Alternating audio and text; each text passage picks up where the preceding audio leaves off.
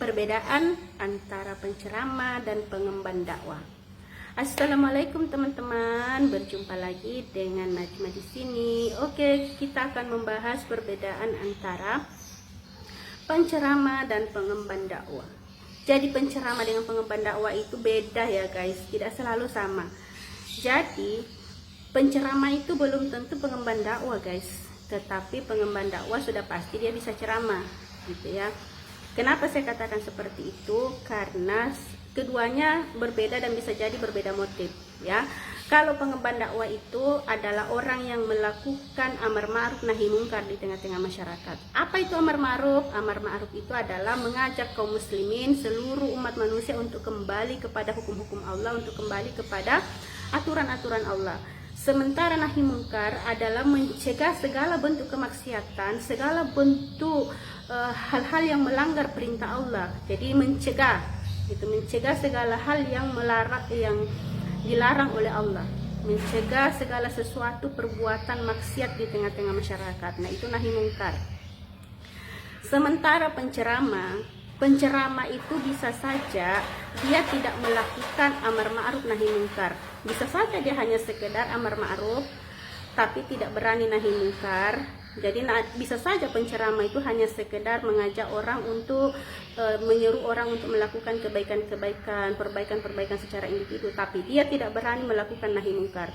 Nah, sementara dakwah itu adalah harus melakukan keduanya, amar ma'ruf dan nahi mungkar. Jadi kalau ada orang yang hanya menyeru kebaikan tetapi kemudian tidak berani mencegah kemungkaran, maka itu tidak bisa disebut sebagai dakwah. Karena dakwah itu harus memenuhi dua aktivitas itu, yaitu amar ma'ruf dan nahi mungkar. Kemudian selanjutnya adalah penceramah itu terkadang bisa hanya menjadi profesi, ya kan? Kalian bisa lihat kalau misalnya bulan Ramadan banyak sekali profesi penceramah yang kemudian hanya bercuap-cuap selama 15 menit di atas mimbar, lantas kemudian mereka dibayar 300 hingga 500 ribu per amplop, dikasih amplop dengan nilai segitu. Dan terkadang ada yang tidak mau memenuhi panggilan ceramah kalau tidak diberikan amplop sebagaimana tarif mereka. Nah, jadi penceramah belum tentu pengemban dakwah ya teman-teman. Jadi kalau misalnya ada penceramah, tapi tidak semua penceramah juga bukan pengemban dakwah. Jadi saya katakan tadi bahwa pengemban dakwah itu bisa saja dia sudah pasti dia bisa berceramah. Dan saya tidak bicara hukum boleh menerima pemberian atau amplop ataupun uang transport dari masjid ya ketika orang berceramah ya.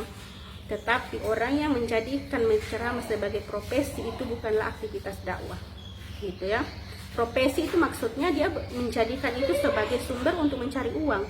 Jadi kemudian berceramah itu, jadi dia berceramah dalam rangka untuk mendapatkan penghasilan. Nah, sementara dakwah tidak seperti itu teman-teman. Dakwah itu tidak boleh dijadikan sebagai ladang untuk mencari materi. Pada dakwah itu murni dilakukan karena perintah Allah. Jadi penceramah dan realitanya penceramah itu ya, dia terkadang tidak berani, realitanya yang ada sekarang ya, misalnya ya, kalau ada itu banyak terjadi di kalangan pengemban dakwah ketika diundang berceramah di masjid-masjid. Ketika ceramahnya mulai menyampaikan sesuatu yang tidak suka didengar oleh jamaah masjid, maka dia tidak akan pernah diundang lagi datang di masjid yang tersebut, ya kan? Atau misalnya dia mulai kemudian menyampaikan nahi mungkar seperti kezaliman kebijakan penguasa, maka masjid ataupun tempat-tempat yang mengundang ceramah tidak akan pernah mengundang lagi yang seperti itu.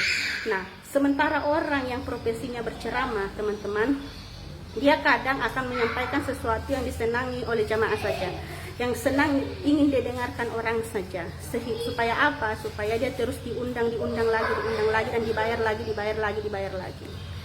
Jadi inilah perbedaan antara pengemban dakwah dengan penceramah. Penceramah belum tentu dia pengemban dakwah, tetapi pengemban dakwah sudah pasti dia bisa berceramah. Begitu teman-teman.